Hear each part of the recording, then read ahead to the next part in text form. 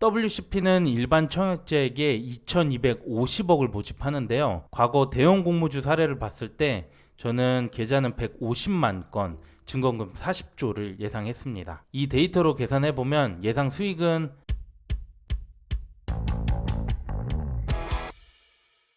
안녕하세요 여러분, 집에서 돈 버는 방법 집돈버 굿즈입니다. 추석 연휴 잘 보내셨습니까? 이번 주부터 다시 공모주 청약이 시작되는데요. 특히 시총이 무려 3조가 넘죠. 대형 공모주 WCP가 3주차에 청약을 합니다. 과연 청약을 해도 좋을지 지금부터 확인해 볼게요. 구독과 좋아요, 알림 설정은 저에게 큰 힘이 됩니다. 먼저 일정입니다. 3주차에는 스펙주가 3개, 그리고 기업 공모주 3개, 이렇게 6개인데요. WCP는 스펙주들과 RP바이오와 청약이 겹치는데 바이오 쪽은 계속 안 좋죠. 그러다 보니 2주에는 WCP가 가장 주목될 수밖에 없어요. 그리고 환불은 이틀 뒤라서 마통 쓰는 분들도 부담이 좀 덜할 것 같아요. 그럼 공모주 상세 내용 볼게요. WCP는 2차 전지 분리막 업체예요. 상세한 내용은 뒤에서 다시 한번 볼 건데 어쨌든 2차 전지 쪽은 항상 좋았었죠. 그 외에 공모주식 수는 총 900만 주, 그중 25%를 일반 청약자에게 배정하고요. 모집 금액은 최대 9천억, 시총이 3.4조나 됩니다. 주관사는 KB신한, 삼성증권 이렇게 세 곳이고 공모가 밴드는 80만원에서 10만원, 유통물량 39.6%, 유통분량이 조금 높은 편인 것 같습니다. 그 청약 한도는 상단 기준으로 봤을 때 KB증권은 최소가 20주입니다. 그래서 증거금 100만원이 필요하고요.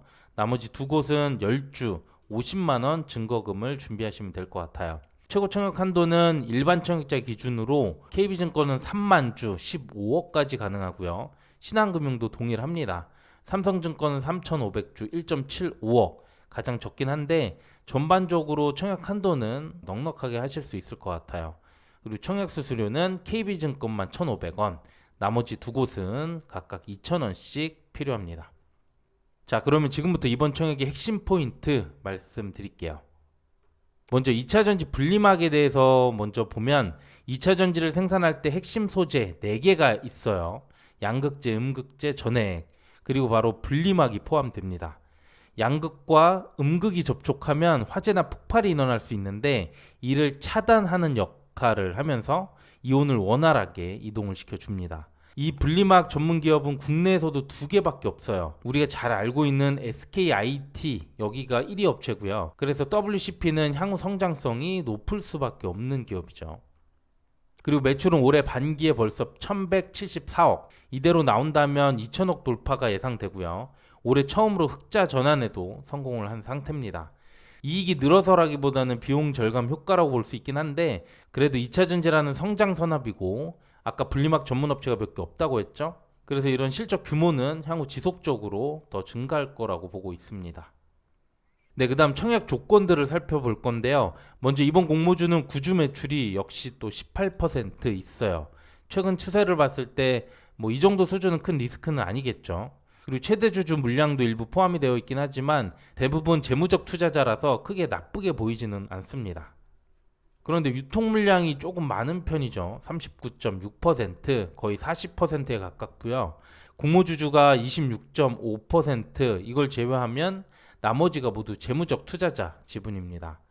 구주 매출로 많이 떨구긴 했지만 그래도 여전히 많고요. 그 밖에 보호회수는 대부분 재무적 투자자들이 6개월을 걸었기 때문에 그나마 다행이라고 할 수 있고 상장일 기관들과 기존 주주의 매도가 얼마나 나올지 그게 이번 청약의 관건이 될 것 같습니다. 그 다음 공모가 선정 과정인데요. 유사기업은 총 8곳을 선정을 했어요. 굉장히 많죠.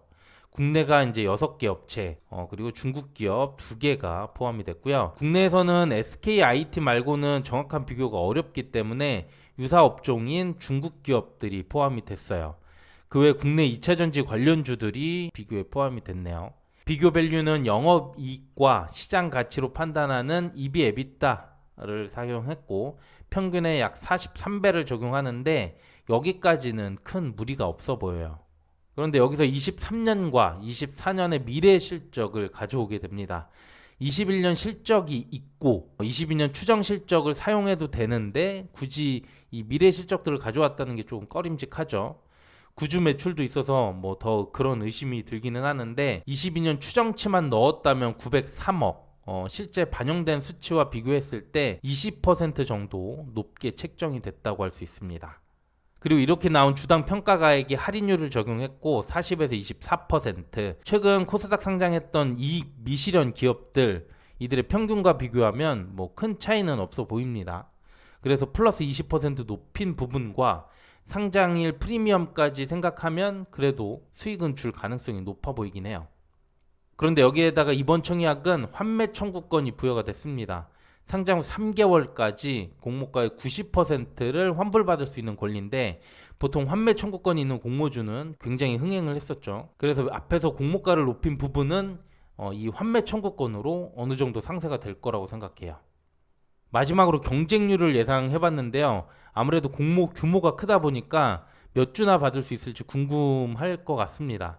과거 대형 공모주 사례를 봤을 때 수요 예측에 성공을 했다면 보통 계좌는 100만 후반대 결과가 나왔고 최근에 성일하이텍이 92만 건 정도였으니까 최소 100만 건은 들어올 거라고 봅니다. 최근에 공모주나 증시 분위기 모두 안 좋기 때문에 그래도 150만 건 정도는 예상을 했고요. 그리고 증거금은 20조에서 50조 이 사이일 것 같은데 역시 분위기로 봐서 이전에 50조 수준은 힘들 것 같고 약 40조 정도로 예상이 됩니다.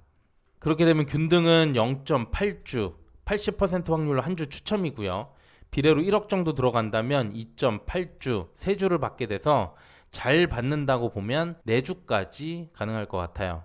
수익률은 더블로 100% 계산했을 때 공모가가 10만원, 여기는 좀 높죠. 1억을 청약하면 수익은 최대 40만원까지 나올 수 있어요. 이 금액에서 플러스 마이너스 한 10만원 정도로 범위를 잡고 생각을 해보시면 좋을 것 같아요.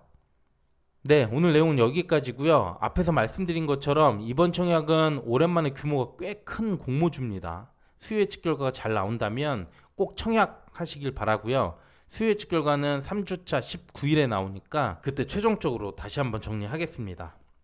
네, 오늘도 도움 되셨다면 구독과 좋아요, 알림 설정 부탁드릴게요. 감사합니다.